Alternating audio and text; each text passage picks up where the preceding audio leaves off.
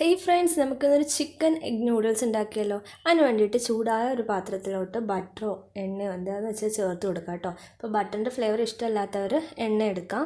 അതിനുശേഷം half bowl സവോള, half bowl carrot, half bowl ബീൻസാണ് ഇപ്പോൾ ഞാൻ എടുത്തിട്ടുള്ളത്.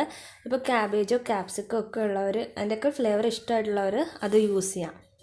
ഇപ്പോൾ ഒന്ന് ചെറുതായി വാടി വരുമ്പോൾ തന്നെ നമുക്കിതിനകത്തോട്ട് ഒരു പച്ചമുളകാണ് ഞാൻ ചേർത്തിട്ടുള്ളത്. ഇപ്പം എരിവ് ഇത്തിരി കൂടുതൽ നിൽക്കണമെന്നുള്ളവർ 2 എണ്ണം വരെ ചേർക്കാം കേട്ടോ.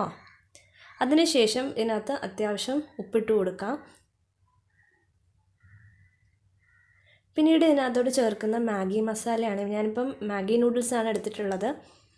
അതിനുശേഷം 1 ടേബിൾ സ്പൂൺ വിനീഗർ ആഡ് ചെയ്ത് കൊടുക്കുക. അപ്പം ഉപ്പ് ചേർക്കുമ്പോൾ ശ്രദ്ധിക്കണം, കാരണം ഇതിനകത്ത് വിനീഗറൊക്കെ ആഡ് ചെയ്യുന്നുണ്ട്. പിന്നെ മാഗി മസാലയ്ക്കകത്തും അത്യാവശ്യം ഉപ്പുണ്ട്. പിന്നീട് 1 table spoon tomato sauce add ചെയ്ത് കൊടുക്കാം. ഇപ്പം തക്കാളി എല്ലാം പകരത്തിന് ചേർത്ത് കൊടുക്കാം. പിന്നീട് 1/2 ടേബിൾ സ്പൂൺ സോയാ സോസും 1 table spoon chilli sauce add ചെയ്ത് കൊടുക്കുന്നുണ്ട്.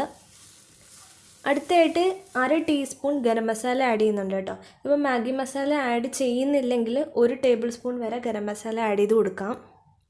അടുത്തായിട്ട് 2 അല്ലി വെളുത്തുള്ളി നമ്മൾ നീളത്തിൽ അരിഞ്ഞിട്ട് കൊടുക്കുന്നുണ്ട്. ഇനിയിപ്പോൾ എടുത്ത് വെച്ചിരിക്കുന്ന ബോൺലെസ് ചിക്കൻ ഹാഫ് ബൗളുണ്ട്, അതൊന്ന് ചേർത്ത് കൊടുക്കുന്നുണ്ട്.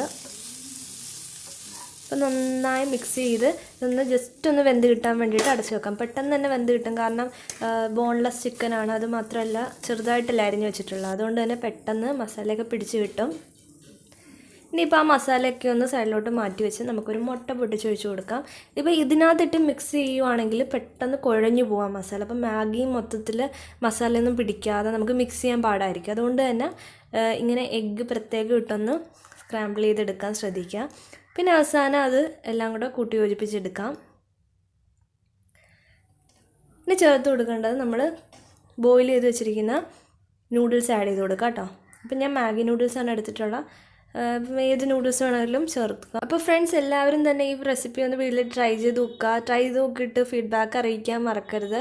So thank you for watching. Thank you so much. By.